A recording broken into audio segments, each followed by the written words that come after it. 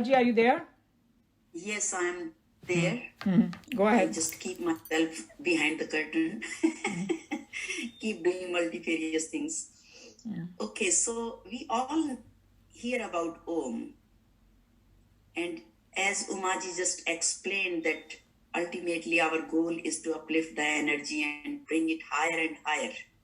So what happens that continuously there is a flow of energy from our medulla oblongata. It goes through our spine and continuously it goes down.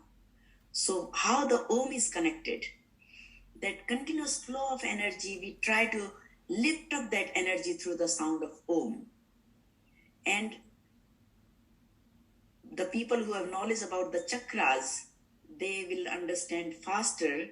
So with the sound of O, we are lifting that prana energy from the Mooladhara chakra, which is Kundalini Shakti is hidden there. So that's the lowest chakra where we lift up that energy with the sound of O and bring it up, and it automatically converts into Oo. We don't even try it. Om. So when we say Om, it automatically converts into Oo when it reaches to. So first three chakras, O is more prominent. Our Mooladhara, Swadhisthana and Manipur chakra, or we can say our excretory system, reproductive system and digestive system. Up to three these chakras, the sound is prominently O. And then as it reaches to our heart chakra or Anahat chakra, it automatically converts into the sound of U. And we reach to our Vishuddhi chakra, which is throat chakra. It continues like little oo there, and then it becomes the ma as it reaches in between the eyebrows. And so maximum focus is on extending the ma there, ma sound. More you extend the ma sound, more expansion happens, because there is 1,000 petal lotus beyond this Ajja chakra, we call it, in between the eyebrows. So in all meditation, whatever kind of meditation you follow, they always say that close your eyes, focus in between the eyebrows. There are different techniques, different people have evolved different technique of meditation. I'm not going into that detail, but one thing is common, which is bring your energy here, focus there, make your mind be stable there, and just focus there. So when we are doing Om, after doing Ma, we put the energy there and we extend the Ma. That Ma is expanding the 1,000 petal lotus. And some people, they say that 1,000 petal lotus is 1,008 petals. But Paramahansa Yogananda in SRF, it says that there are thousands and thousands and thousands of petals. And it may take many lifetimes to open those petals, but we don't know which lifetime we are in, how much effort we already put in there. So that's why there is a lot of emphasis on this. This ma is not actually, this is the sound of Om, and it you extend it, you feel like your spine is a hollow tube, and the sound is traveling through that hollow tube, and you are trying to reverse the flow of that prana energy, bring it over there and just let it stay there as long as you can. I hope it made some sense to you guys. Did it? No, good, definitely. I mean, that's you are telling, how to say it correctly, and yeah, you can say it from the chakra perspective, and you can say many other, and all are correct.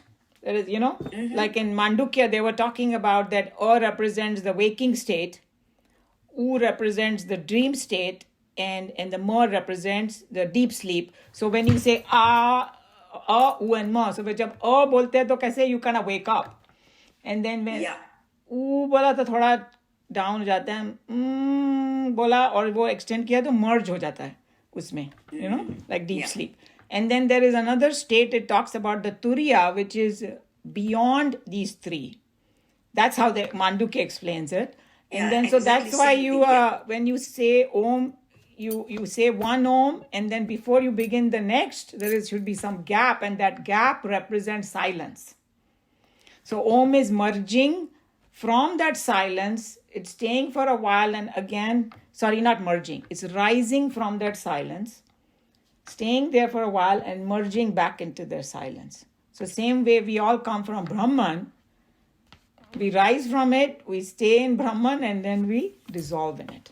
So, yeah. So you explained it, from the chakra perspective, and Mandukya explains it. And then it also talks about, hey, if somebody understands the completely, then they will have a lot of name, fame, everything in the world they can get.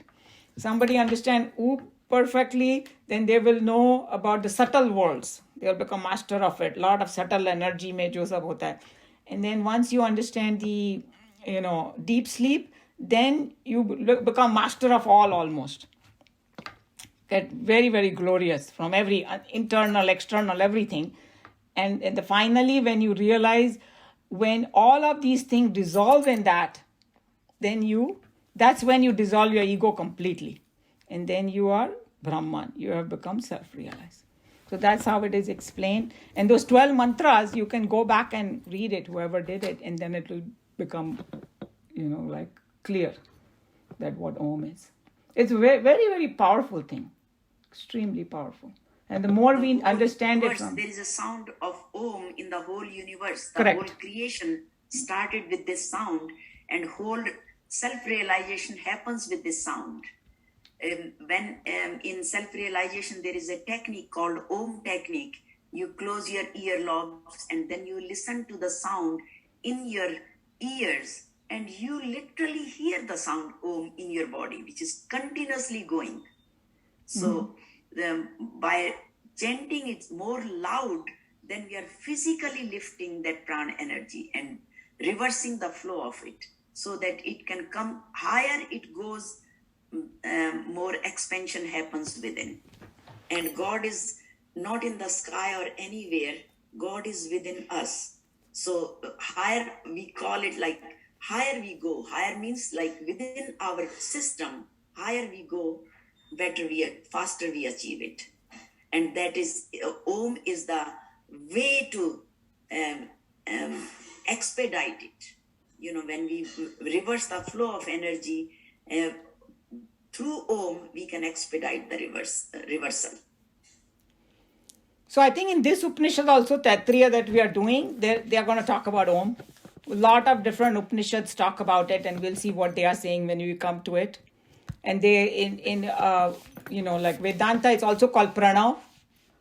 Om ko Pranav bhi bola gaya hai. And when we come to chapter 8, Krishna Bhagavan is going to talk about, Om, that at the end of our life, if we can do this Om, but we have to know the correct meaning and to do it correct way, you can reach moksha. So absolutely whatever you're saying is true. And this is one form of powerful technique of meditation. So Krishna Bhagavan has talked about many different things, but this, if whoever has the affinity to Om, can definitely. This is just a very little step of it. Yes. But it requires a lot of deep concentration.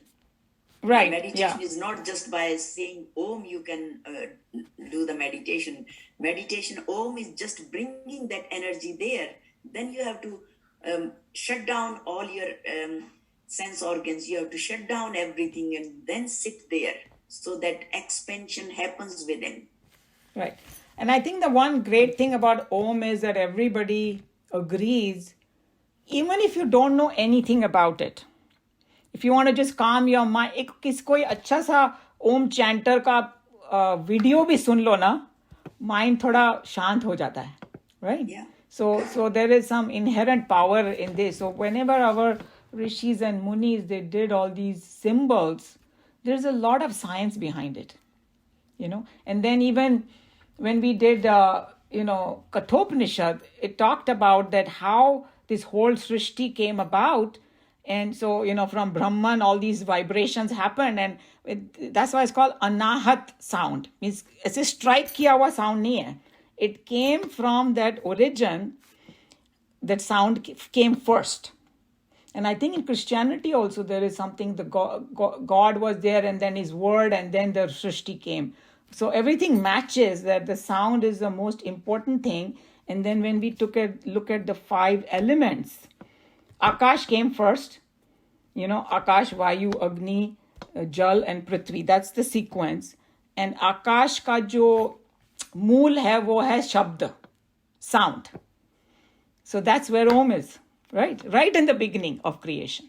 So all these things match perfectly what they're saying about Om. So that's what it is.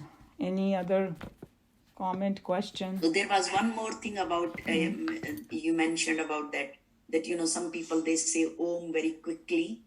So there is another thing, longer you stay in the Ma state, the better it is. Because it goes to the higher chakras, more you have that Ma vibration there, it opens up those chakras more. Right. So those are the things you can bring and refine. When we are doing Om, then we should practice Om.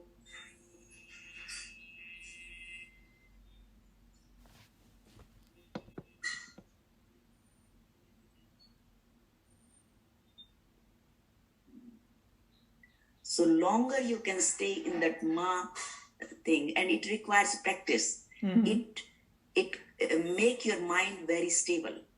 So, and it prepares you for deeper meditation. Very good. Okay. Yes. Thank you, Kamlaji. Thank you so much. Thank you, everyone. I am not as serious as you guys are. You leave everything beside and sit down. I keep doing multifarious things, but my hunger is there to listen. Yeah. Whatever you can do, appreciate you coming. Yes. Yes. Thank you. Take care. Thank you. Any other comment, question, or any other point about whatever we did today?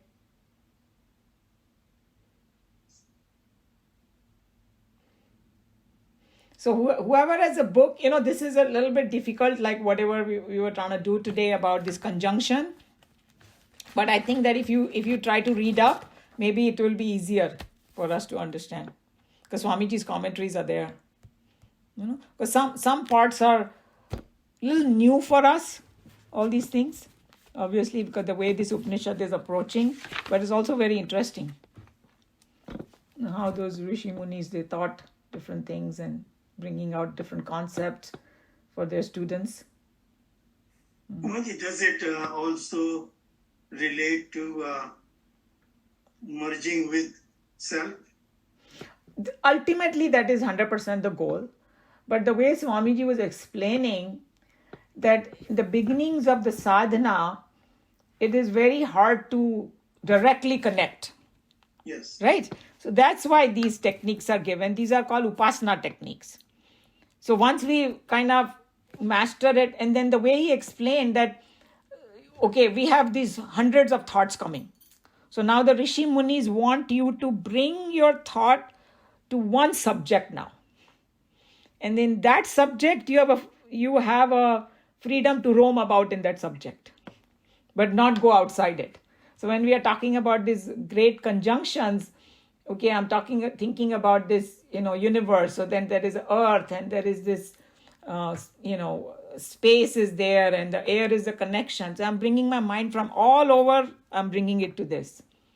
Concentrate. I'm learning the art of concentration and lifting it higher, And is that the part, what you call contemplation? Yes. That's how you start. Then once you master all that, it will become easier. And then when the time comes, suppose somebody has a affinity to Lord Krishna, and I'm very, very disturbed. The moment I close my eyes and think of Lord Krishna, thoda man shant ho jayega, because I've already done all that sadhana, of that. So what Chinmayanand was explaining, that in those Vedantic days, jab ye sab Upanishad vagara ho rahe the, they didn't have all the deities that came later on. So those deities are also very powerful because it creates bhakti, by kind of reveling in their leelas and this and that.